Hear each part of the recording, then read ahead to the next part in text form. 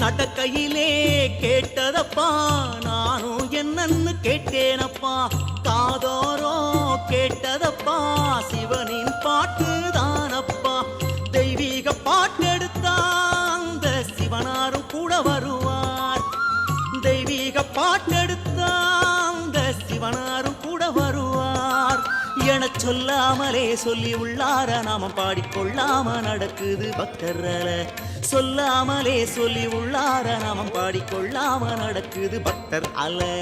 Arunachal Siva